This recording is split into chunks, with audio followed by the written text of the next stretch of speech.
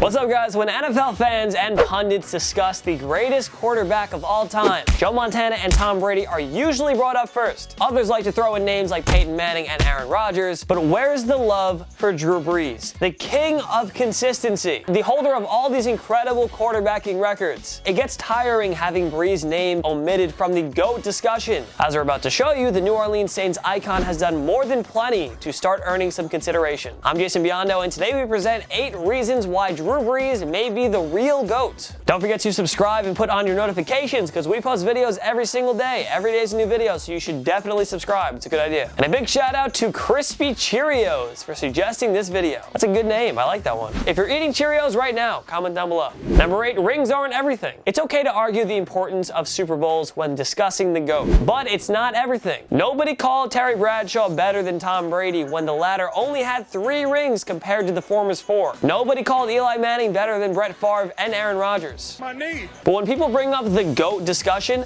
Brady and Montana are cited for their Super Bowl rings. That's it. Nothing else. Rodgers and Peyton don't get enough GOAT consideration because, oh yeah, they only have 1 and 2 rings. Okay, so Brees isn't the GOAT because he doesn't have all the rings? Pardon me, Eli Manning and Charlie Batch must be better. You may as well say Jimmy Garoppolo is better than Brees now. See what we're getting at here? The ring argument is flawed, and we just proved it. So please don't tell us Brees ain't the GOAT because he doesn't have 3 or 4 or 5 rings. We've had enough of that argument. Number 7, success with 2 teams. The only way to know if a player isn't a system quarterback if he plays for 2 teams. Bradshaw wouldn't be a legend without all those Hall of Famers in Pittsburgh. And even Jimmy Garoppolo and Matt Castle played at a Tom Brady-like level when they were with the Patriots. But then you get a guy like Brees, who has succeeded big time for 2 different teams. He was a 2004 Pro Bowler in San Diego and led the team to the postseason. He had another stellar showing and led the Chargers to 9 wins in 2005, which included upsetting the 13-0 Indianapolis Colts in Week 15. Then, well, Brees went over to the Saints and went from Pro Bowler to living legend. Success with 2 teams just goes to show you that Brees can win and perform anywhere, no matter the team, players, and coaches around him. Quite GOAT-like,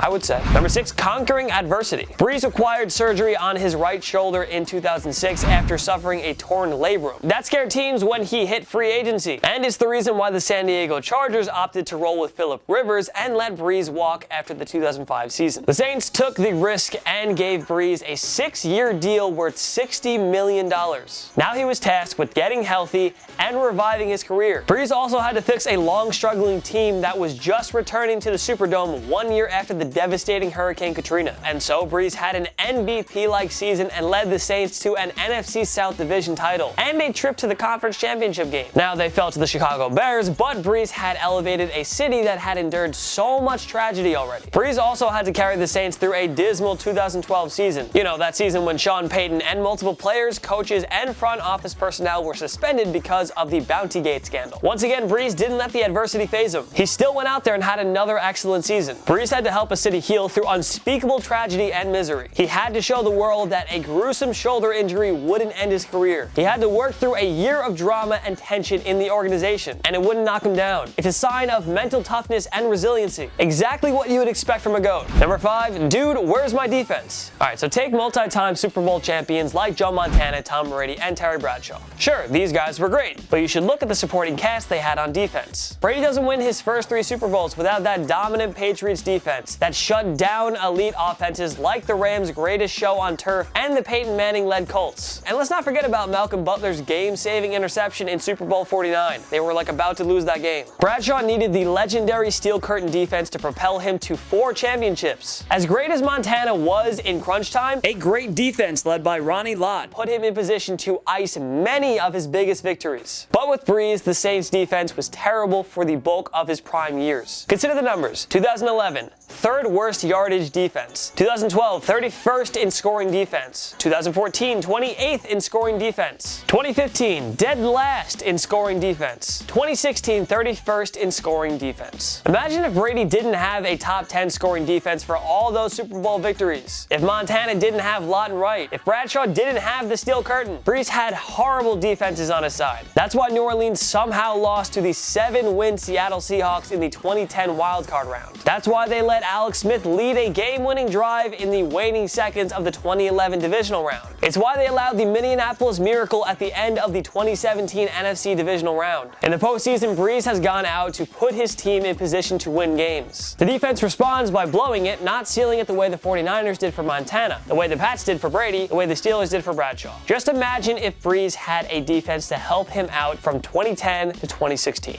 Number 4, Captain Clutch. Brees has always had a flair for the dramatic. But just because he doesn't have all the Super Bowl rings that other greats have, people tend to forget about it. Everything about his clutch overtime drive in the 2009 NFC Championship game that sent the Saints to Super Bowl 44, everything about the 10-0 deficit the Saints erased in the Super Bowl against the Indianapolis Colts, or his game-winning drive with the less than 6 minutes to go in the fourth quarter. What about when he helped Saints erase the 17-0 lead versus the 49ers in the 2011 divisional round? Or when he did the same thing against the Vikings 6 years later. Both games were on the road too. Both were against elite defenses, but oh, his defense blew it. Brees is also catching up quickly to Peyton Manning for the most career game-winning drives. The latter has 54, Brees has 48 at the end of the 2018 season, and he's still going strong. The GOAT has to be clutch. Brees has been just that in his career. We just tend to overlook it because the New Orleans defense has blown it for him in so many big games. Number 3, more with less. Consider who some of the greatest quarterbacks in NFL history had at their disposal. Peyton Manning had Reggie Wayne, Marvin Harrison, Demaryius Thomas, Wes Welker, and Emmanuel Sanders. Tom Brady had Randy Moss, Wes Welker, Rob Gronkowski, and Julian Edelman. Troy Aikman had Emmitt Smith and Michael Irvin. Joe Montana had Jerry Rice, Roger Craig, and Dwight Clark. The best receiver Brees has had from 2006 to 2015 was Marcus Colston, who's no Hall of Famer. I mean, the guy wasn't even named to a Pro Bowl, but yes, he was pretty good. Brees has put up ridiculous stats without any perennial Pro Bowl or future Hall of Fame talent. Young wideout Michael Thomas is already the best receiver he's had, and Alvin Kamara is going to be a stud for years to come. But before Thomas and Kamara came along, Brees worked with all these little-known or no-name wideouts and turned them into good players. And when these players left the Saints, we barely heard of them again. But that's what a GOAT does. He piles up stats no matter who he has around him. He can win with whoever. Just imagine Brees had Hall of Fame talent to work with throughout most of his career. That would be ridiculously unfair. Number 2, consistency. Other great quarterbacks like Manning, Brady, and Rodgers kind of went up and down at different stages in their careers. They'd have record-breaking MVP caliber seasons, then fall back to earth a tad, then go back up, then slightly back down. Wash, rinse, repeat. But Brees has never had a bad season since joining the Saints in 2006. He's reached at least 4,000 passing yards every year as a Saint. He also had 9 straight seasons of 30-plus touchdowns from 2008 to 2016. Again, consistency. 2016 also marked the 5th time where Brees hit the 5,000 passing yards mark. He's also completed more than 68% of his passes in 9 seasons. That's kind of ridiculous. Nobody has been that consistent. Brady and Manning only have one 5,000 passing yard season on their resume. Their completion percentage never hit 70+ in a season, whereas Brees has done it multiple times now. That level of consistency has never been seen before, and we certainly won't see it again. Brees' consistency is absolutely remarkable and legendary. GOAT-like if you ask us.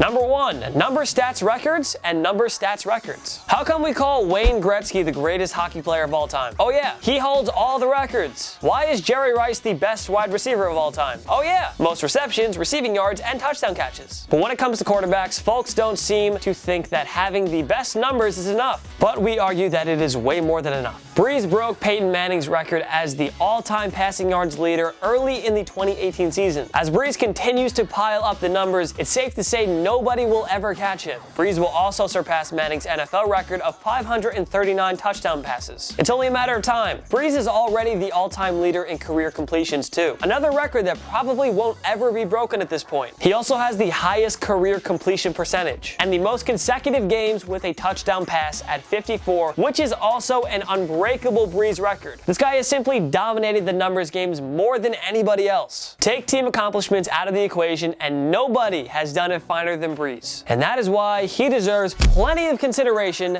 as the GOAT. Let us know if somebody ever breaks all these records he's set. But wait, do you think Drew Brees is the GOAT? Join us in the comment section below. Make sure to follow myself and Total Pro Sports on social media. We post great content all the time. At least go check us out. Like, check out our profiles. If you don't like it, don't follow it, but like, check it out and be like, oh, whoa, that's a good Instagram. Oh, wow, I like that tweet. And like, hey, maybe you might like one, and then follow us. And if you don't, then don't follow us. It's okay. We still appreciate you. We also appreciate appreciate likes. So you should definitely like this video if you liked it. It takes one click, and we appreciate it, so please do it. If this is your first time around TPS, make sure to subscribe because we post videos every single day. Every day is a new video, so you should definitely subscribe. Of course, thanks so much for watching. I'm Jason Biondo, and I'll see you later. My knee.